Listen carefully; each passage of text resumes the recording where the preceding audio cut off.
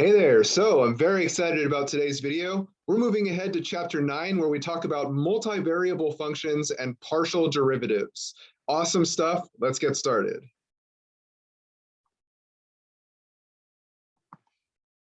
Okay, so in section 9.2, we're going to talk about partial derivatives, but I've merged section 9.1 into this section a little bit because in order to talk about partial derivatives, we first need to understand what a multivariable function is. Okay, so in many applications, there are multiple independent variables that need to be considered. Okay, in the past, we've always just kind of thought about a function in terms of one variable, x, like y equals f of x. Okay, but for example, just for an example, the body mass of a person is a function of caloric intake, but it's also a function of caloric expenditure. And so in this case, there are two different variables that are influencing body mass. But if you wanted your model to get even better, there are many other factors that may influence body mass, such as age, base metabolic rate, environment, sleep duration, genetics, like a seemingly endless list of potential variables. And so the more independent variables that a model has, the better the model is at describing and predicting phenomena. Okay, but of course, the more difficult the model is to analyze once you have several extra variables involved. Okay, but the more variables that you can include, the better your model will be. Okay, so let's talk about function of two or more variables. So we're going to introduce a new letter z. So instead of y equals f of x, we're going to think about it as z equals f of x comma y is a function of two variables if a unique value of z is determined by each ordered pair of real numbers x comma y. Okay, so it does have to be that unique value of z is determined by each pair of input values. Okay, the variables x and y are independent variables and z is the dependent variable. The set of all ordered pairs of real numbers x comma y such that f of x comma y exists is called the domain of f, and the set of all values of f of x, y, all of those possible outputs is the range. Okay, so pretty familiar. We're just extending this to one extra dimension. And when we look at graphs of these things, it's definitely going to be very interesting.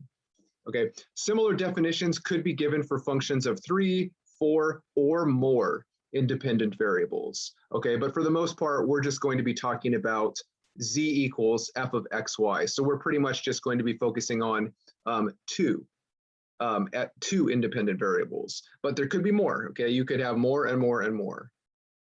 So it takes a little while to get used to this. Let's just get into a straightforward example where we have f of x comma y equals, so here's an expression. Notice that there's two separate variables involved, x and y over there. And remember, you could think about this as like z equals. Okay, so instead of y equals f of x, we have z equals f of x comma y. So find the following. So really all we have to do for this, and we're just evaluating function of multiple variables, what this means is the first part of this ordered pair, this is the x value, and then this is the y value.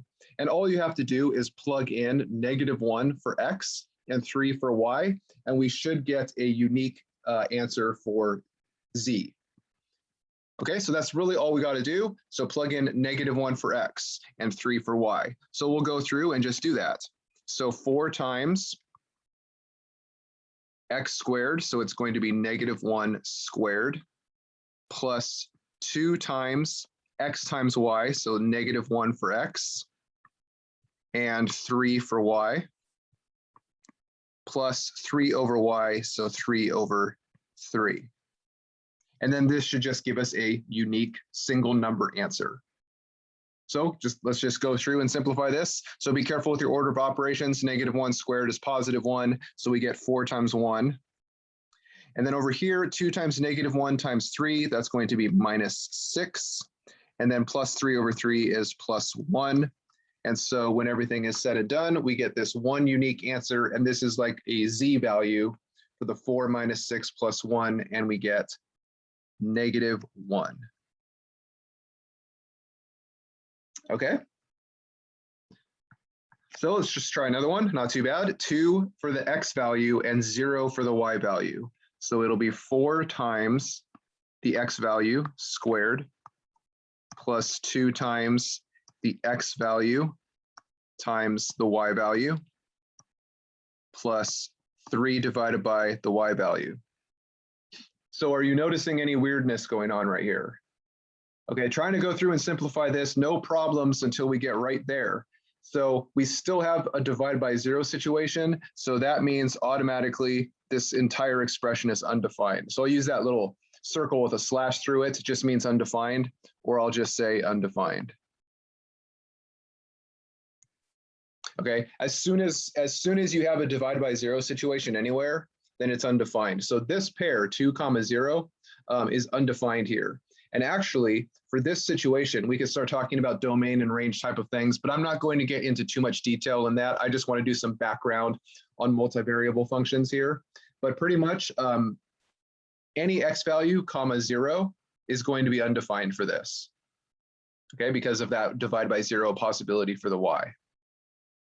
Okay, let's try this one where we actually evaluate some other stuff in there. And again, it's really just going to be the first component of the ordered pair is the input for the x value, and the second component for the ordered pair is the input for the y value. So if that looks sort of like that difference quotient setup, then you're correct in thinking about that, because we're definitely going to be moving towards derivatives. And we'll have to talk about that in a little bit more detail once we get there. Okay, but let's go ahead and just set this one up. This just has us plugging in x plus h in the first spot and then just leaving the y. So here we go. I'm going to write this out, f of x plus h. So let's write it all out. It's going to be 4 times, and then the x part is now x plus h squared plus 2 times the x part, which is x plus h, times the y part, and it's just y. Okay, we're just plugging in y right there. And then plus 3 over the y part, which again is just that y. Okay, then minus f of x comma y. So that's just the function itself with x placed in for x and y placed in for y. So just like when we were simplifying the difference quotient thing here, that just means the function itself. So x goes in for x and y goes in for the y. All over h. Okay, so let's see if we can get this to simplify a little bit. So we'll do the usual stuff that we do when we're trying to simplify these things. Give myself some space here. So I'm going to FOIL this out, and I'm just going to go through and try to combine like terms and all kinds of stuff and see if we can get a nice simplified final answer here. So let's see, 4 times, so x plus h has to be squared. So I'm going to skip some steps. We've done this a lot in the past. If you square the x plus h, it's going to be x squared plus 2xh plus h squared, okay? We have to FOIL that out, okay? Don't forget, that's what I just did there. We got to FOIL that out, okay? Moving along over here, then we have plus, so 2 times x plus h times y. So I can distribute the 2y in there, and we would get 2xy plus, and distribute the y and the 2 onto the h, we would get 2 YH, okay, however you want to write the order of those things. Then we have plus this 3 over y, and then minus, I'm distributing this negative now. So minus 4x squared minus 2xy and minus 3 over y. Okay, and that's all over h. Now I'll distribute here.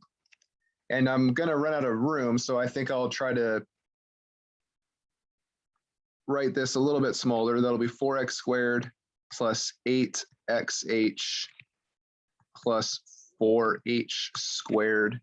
And then I'm going to go through and actually start canceling some stuff out right now. We've got plus 2xy and minus 2xy. And let's see, we've got plus 3 over y and minus 3 over y. So what else do we have here? We've got plus 2yh minus 4x squared. And more canceling, 4x squared and minus 4x squared. And then notice that everything that's left over, and this should feel a little bit familiar if we go way back to right when we were learning the definition of the derivative in the first place, notice that everything has an h involved in the numerator. So we can factor out an h, and we would be left with 8x plus 4h plus 2y, okay, factoring an h out of everything. And there we can do the canceling.